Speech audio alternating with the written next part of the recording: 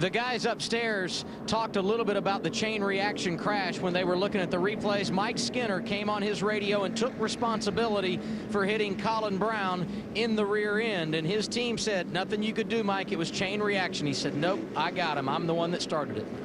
I have to, maybe when Mike sees the replay, he won't feel so bad because it didn't exactly look like that. Yeah, I mean, he did get into the 16, but and that got into the 6, but the 6 had to slow way down. The 16 was into the 6 anyway. It just was one of those bad situations. We had more than 10 laps to go, so James Busher, courtesy of Aaron's, will get a lap back on the field. Remember Kyle Busch, what Ray reported, Kyle Busch saying you need to look at the tapes. I was ahead of the 25 truck when the caution came out. That doesn't matter. We don't look at tape unless it's to determine the finishing order. They go back to the previous loop, and I'm sure NASCAR did that and determined that the 25 of Terry Cook was in the lead. We talk about loops. It's a line that is in the track, actually in the track at different locations. Probably 8 or 10 different loops on this racetrack. And when the caution fell, he might have very well been ahead of Terry Cook, but he wasn't ahead of him when they crossed the last scoring loop.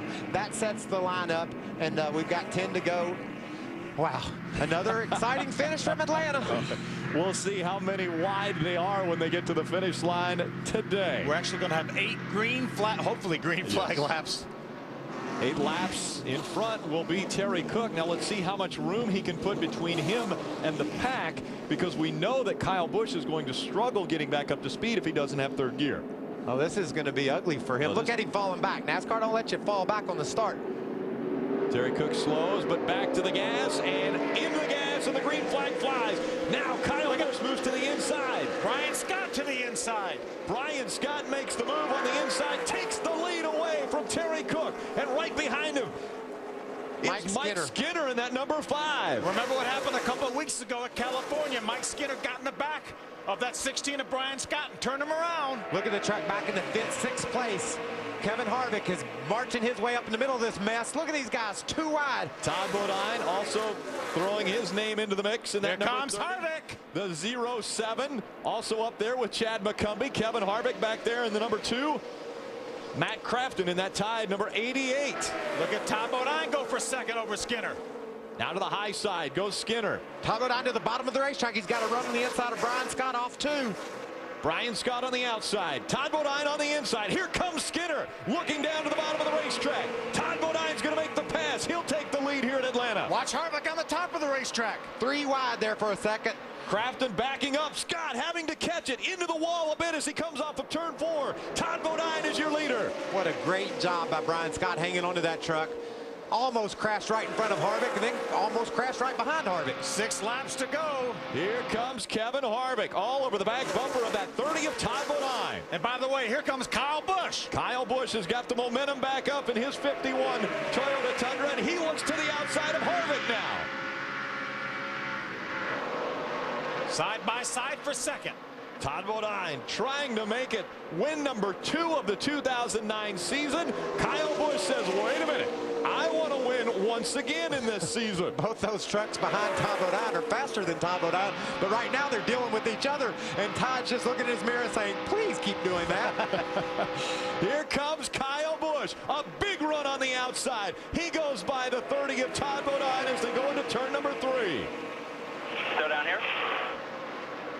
The momentum staying in Kyle Busch's side as he stays on the high side of the racetrack. Just 2 wide. 4 right here. 4 to go, you heard. Start finish line, 4 to go. That time separated by 8 1/1000ths of a second when they cross the finish line. Todd Bodine's battle here.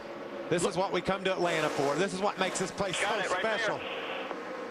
Kyle Busch in front, looking to make it back-to-back wins. California 2 weeks ago, and now Atlanta. I think Kevin Harvick has something for him. Todd Bodine running second, though. Todd Bodine moved down, shut off the door on Kevin Harvick.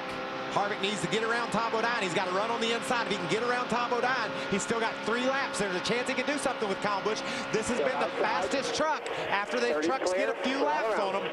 You hear him, he's clear all around. Now he's going after Kyle Busch. Here comes Kevin Harvick, his first ever Camping World Truck Series start at Atlanta. He's got 2.5 laps to chase him down. Oh, Kyle Busch sees that 2 in his rearview mirror. I think he can get there. Kyle Busch is still loose. That truck side to side through the corners. Harvick's closing in. 3 miles to go. 2 laps Look at Johnny Benson on the inside fighting back. Remember, Johnny had that penalty. He had to go the tail end of the longest line for speeding on pit road. Johnny Benson down the bottom. Good corner for Kyle Busch there. He put a little ground on Harvick off too. But the last time through 3 and 4, Harvick really closed in on Busch. We saw how good Kevin Harvick was through 3 and 4 earlier in the race. Let's see if he's able to keep that up. Look at him sideways. Kyle Busch sideways. Kyle Busch wobbles coming out of 4, and that closes the gap now. 1 to go. Kyle Busch in front of Kevin Harvick.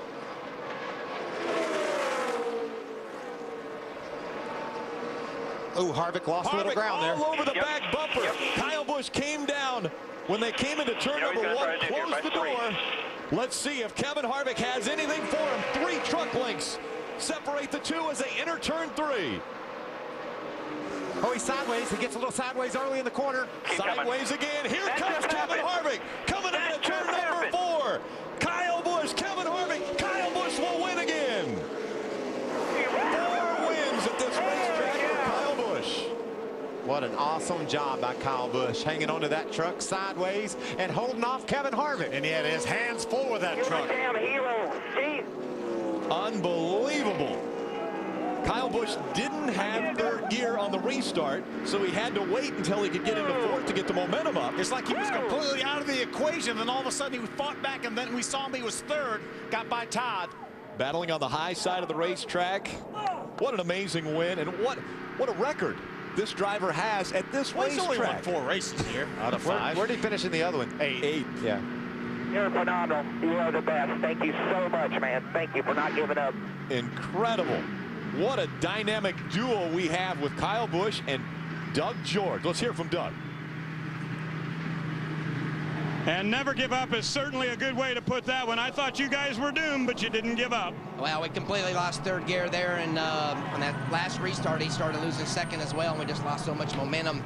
Strategy worked out well, but transmission didn't work out so well. But anyhow, kid didn't give up. I tell you, that Toyota Tundra Miccosukee Resort was, I mean, the kid is phenomenal. I mean, we didn't have the best truck. We worked on it, and he never gave up, and that was the bottom line, because when he rolled in the corner, and we were like 10 back, 8 back, I'm like, man, this is not good, and he just rolled the outside. He's just a phenomenal driver, man. For 09, how about a 2nd and 2 firsts? That feel pretty good? Yeah, absolutely. I mean, this team's been working hard over the winter, and everybody in the shop. It definitely helped this year. We were a little more ahead of the game having our trucks built, and again, Billy Ballou and all the guys at the shop, everything's going good so far. We just got to keep working hard. Go celebrate. Doug George with his 2nd win of 2009. Kyle Busch climbs back in the race truck with the checkered flag. He'll head to victory lane. Well, Kyle Busch again in victory lane. That, oh, by the way, is the 4th time in 2009 that Kyle Busch will go to victory lane for the top 3 series of NASCAR. Didn't he do it like 21 times last year? 21 times a year ago. Doesn't look like, wait a minute, we've got a problem here with Hornaday. Hornaday and Matt Craft. Those two are not happy. Hornaday especially. Adam, what's going on? Right after the race was over, they parked on pit road, and let's see if we can grab a word with Ron Hornaday. Ron, I know tempers are running a little high right now, but Matt came over right after the race had ended and talked to you a little bit. What went on there? Well, I actually talked to him on the racetrack. He gave me a pretty good shove down there, and he don't understand. He pushed me up to the guy in front of him. When I turned left to go down there, he was already down there. Didn't know that, but he wants to do that. That's fine. I don't care. We build his trucks for him, so it shows how good the KHI is, because he done an awesome job in their truck. And got to thank VFW, everybody. This is a awesome day for us. It just guys trying to run with fuel. I don't know how we can do this in these pit stops, so we'll figure it out. 7th today for Hornaday. The pit stops made it fun, didn't it? I said I knew it would make it fun for us. It would be a struggle for the guys on pit road. Yeah, but I'm not so sure the drivers are too happy right now. One driver that's extremely happy is our winner. Kyle Busch is headed to victory lane. We'll hear from him right after the break.